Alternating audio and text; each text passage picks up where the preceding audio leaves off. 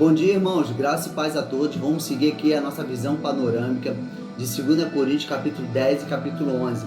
Mas antes de iniciarmos aí o reino dividido com Roboão, filho de Salomão, quero só a gente fazer uma voltinha aqui no capítulo 9, falando sobre a grandeza de Salomão. Então Salomão ele foi um homem tão rico, irmãos, que ele fez com que a prata não valesse nada. A prata perdeu o seu valor, era algo comum a prata, tá? Era tanta riqueza que a prata não tinha valor algum no reino de Salomão. E aí, irmãos, também o que me chamou a atenção aqui ainda no capítulo 10 é o grande trono de Salomão. Olha o versículo 17. O rei fez também um grande trono de marfim e o revestiu de ouro puro. O trono tinha 6 degraus e um estrado de ouro, que eram unidos ao trono, e de ambos os lados tinham braços junto ao lugar do assento, e 2 leões de pé junto aos braços. Havia 12 leões em pé, um de cada lado, sobre os 6 degraus. Nunca se havia feito nada igual em reino algum. Todas as taças do rei Salomão eram de ouro, e todos os seus utensílios do palácio, do bosque do Líbano, eram de ouro puro. Nos dias de Salomão a prata não tinha valor. Irmãos, que grandeza foi o reinado de Salomão. Irmãos, ainda aqui a fala da rainha de Sabá me chama muita atenção, tá? Eu queria só compartilhar com vocês. Eu cheguei a falar um pouquinho no vídeo, mas preste atenção nisso aqui, ó. Então disse ao rei: o que ouvi na minha terra acerca dos teus feitos e da tua sabedoria era verdade, mas eu não acreditava, até que vim com os meus olhos, e os meus olhos o viram. Não me contaram metade da grandeza da tua sabedoria. Tu ultrapassaste a fama que ouviste. Irmãos, isso me lembrou muito de Jó. Jó, ele resume a sua vida dizendo: eu conhecia o Senhor de ouvir falar, mas agora os meus olhos te contemplam. Uma coisa é a gente ouvir a respeito de Deus, outra coisa é a gente experimentar a realidade de Deus. Então a rainha de Sabá, ela tinha ouvido falar de Salomão, mas outra coisa foi os olhos dela contemplar a realidade de Salomão. Uma coisa é você ouvir falar de Jesus, outra coisa é você contemplar a beleza de Jesus. Esses dias eu estava com o irmão Everton, a gente foi fazer um evangelismo aqui embaixo, em Montemor, e um amigo falou assim: eu tenho fé em Deus. Irmãos, fé quase todos têm, em alguma coisa ou em alguém, tá?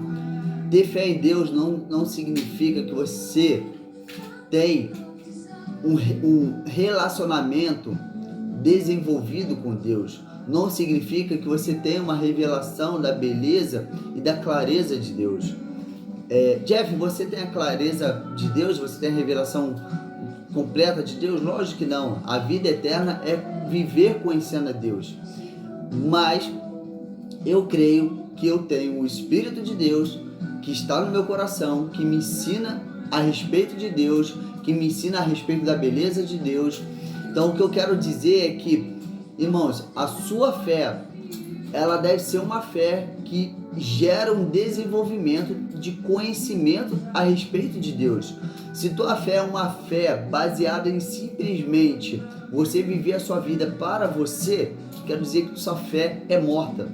A fé verdadeira, ela gera uma ação. A fé verdadeira, ela desenvolve uma prática de disciplina, de buscar conhecer a Deus. Então não tenha uma fé passiva, tenha uma fé ativa, uma fé que busca o Senhor. Amém? Então, irmãos, voltando aqui, então a rainha Sabá, ela teve essa experiência de realmente conhecer Salomão. Vamos lá. Então a divisão do reino, capítulo 10. Então temos aqui Roboão, filho de Salomão, tá? Salomão teve muitos filhos. Salomão, ele teve 700 mulheres, princesas, e mais 300 concubinas. Total 1000 mulheres. As princesas eram filhas de reis. Então Salomão, ele expandiu muito o seu reinado. Ele foi um homem assim incomparado com os outros reis. Não houve ninguém como Salomão, tá, irmãos? Mas ele não eu já falei isso, né? Ele é só uma sombra da realidade do reino messiânico, daquele que nós aguardamos, tá, irmãos? E aí Roboão, ele ficou no reinado dividido, ele ficou com o reino do sul, que é Judá e Benjamim, tá? Na capital de Davi, ali em Jerusalém. E Jeroboão, quem foi Jeroboão? Jeroboão foi um servo de Salomão que tinha confrontado Salomão e fugido para o Egito, tá? Depois da morte de Salomão, depois que Roboão confrontou ali os israelitas, houve essa divisão e Jeroboão ficou com as 10 tribos de Israel, e essas 10 tribos ficou conhecidas como o Reino do Norte. Roboão, os israelitas pediram a ele para que ele afrouxasse a carga de serviço. Roboão, ele foi consultar os mais velhos, eles deram um conselho para Roboão, sim, afrouxar o cargo de serviço para agradar os homens, mas ele não deu ouvido ao conselho dos mais velhos e foi buscar os conselhos dos mais novos. E os mais novos falaram para que Roboão apertasse mais a carga serviçal. E isso trouxe um confronto a ponto que Roboão ficou isolado em Judá. E ali em Judá, então, ele fortificou Judá, e Jeroboão caiu no pecado da idolatria, criando bezerro de ouro, criando bode, impedindo que os israelitas fossem até o templo que ficava em Jerusalém para o adorar.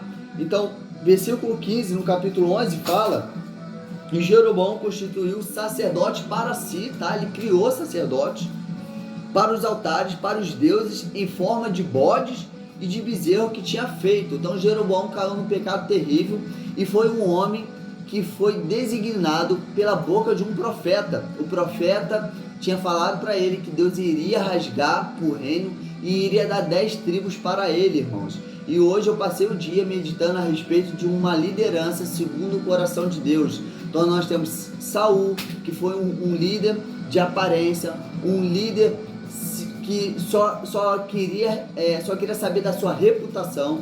Nós temos Davi, um homem segundo o coração de Deus, que era servo de essência, pastor de ovelha, homem improvável a ser rei, tá? E nós temos aí Jeroboão e Roboão, dois líderes terríveis que nós temos também aprendizados.